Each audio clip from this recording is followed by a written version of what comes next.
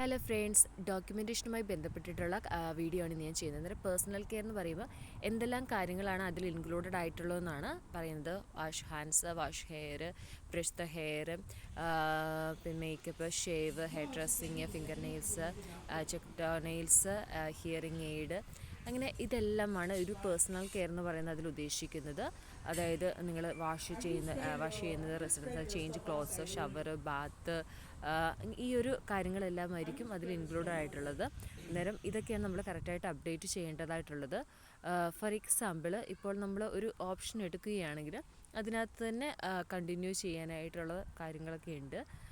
For example, വാഷാണ് ഇപ്പോൾ എടുക്കുന്നതെങ്കിൽ അടുത്തതിൽ വരും എത്ര ലെവൽ ഓഫ് ഹെൽപ്പ് നമുക്ക് ആവശ്യമാണ്. അന്നേരം അതിൽ ഏതെങ്കിലും ഓപ്ഷൻ സെലക്ട് ചെയ്യുക. അന്നേരം ആ ഒരു റെസിഡൻസിൻ്റെ ഫീലിങ്ങും പിന്നെ സേവ് ചെയ്യുക. അങ്ങനെയാണ് അപ്ഡേറ്റ് ചെയ്തത്. പിന്നെ പേഴ്സണൽ സേഫ്റ്റി ആൻഡ് എൻവയോൺമെൻറ്റ് എന്ന് പറഞ്ഞാൽ അതിനകത്ത് check okay, change bed, check mattress, check bed rolls, adjust curtain, check room, അങ്ങനെയുള്ള കാര്യങ്ങളൊക്കെയാണ്. പിന്നെ ന്യൂട്രീഷൻ ആൻഡ് ഈറ്റിംഗ് ഡ്രിങ്ക്സ് ഏറ്റവും ഇമ്പോർട്ടൻ്റ് ആയിട്ടുള്ളതാണ്. ബ്രേക്ക്ഫാസ്റ്റ്, ലഞ്ച്, ടീ, അതായത് ഇത് ഓരോന്ന് നമ്മൾ ക്ലിക്ക് ചെയ്യുമ്പോൾ അതിനനുസരിച്ച് അതിൻ്റെ മെനു അങ്ങനെയുള്ള കാര്യങ്ങളെല്ലാം വരും. അന്നേരം അതിനനുസരിച്ച് നമ്മൾ അപ്ഡേറ്റ് ചെയ്താൽ മതി. വെയിറ്റ്, അതുപോലെ തന്നെ സപ്ലിമെൻറ്റ്സ് ഉണ്ടെങ്കിൽ അത്, പിന്നെ ആക്ടിവിറ്റീസ് എന്തെങ്കിലും കാര്യങ്ങളുണ്ടെങ്കിൽ ബിങ്കോ, ബർത്ത്ഡേ, അങ്ങനെ എന്തെങ്കിലുമൊക്കെ നടന്നിട്ടുണ്ടെങ്കിൽ അതും ഇതിനകത്ത് ഡോക്യുമെൻറ്റ് ചെയ്യേണ്ടതാണ് വരുന്നത്.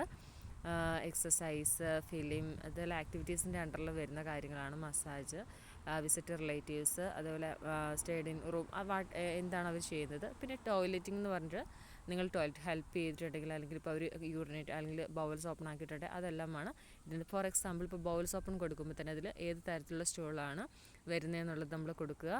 ദെൻ അതിനകത്ത് സ്റ്റൂൾ കളറ്, അതുപോലെ തന്നെ സൈസ്, എത്ര ഹെൽപ്പ് വേണം, ആ ഒരു റെസിഡൻസ് എങ്ങനെയായിരുന്നു, ഹാപ്പി ആയിരുന്നു, അത്രയാണ് കൊടുക്കേണ്ടത്. പിന്നെ മൊബിലിറ്റിയിൽ വരുന്നത് റീപൊസിഷൻ, അങ്ങനെയുള്ള കാര്യങ്ങൾ. പിന്നെ ഇമോഷണൽ സപ്പോർട്ട്, ഇപ്പോൾ അവർ അജിറ്റേറ്റഡ് ആണോ, കൺഫ്യൂസ്ഡ് ആണോ. ഫോർ എക്സാമ്പിൾ, ഇപ്പോൾ അജിറ്റേറ്റഡ് എന്ന് എടുത്തിട്ടുണ്ടെങ്കിൽ അതിൽ എത്ര ടൈം അവർ അജിറ്റേറ്റഡ് ആയിരുന്നു, അത് ഏത് ലൊക്കേഷനിലായിരുന്നു, അതിൽ ആരിലൊക്കെ അതിൻ്റെ ഇമ്പാക്റ്റ് ഉണ്ടായിട്ടുണ്ടോ, അതിൻ്റെ ആ ഒരു ഹാപ്പിനെസ്. ദെൻ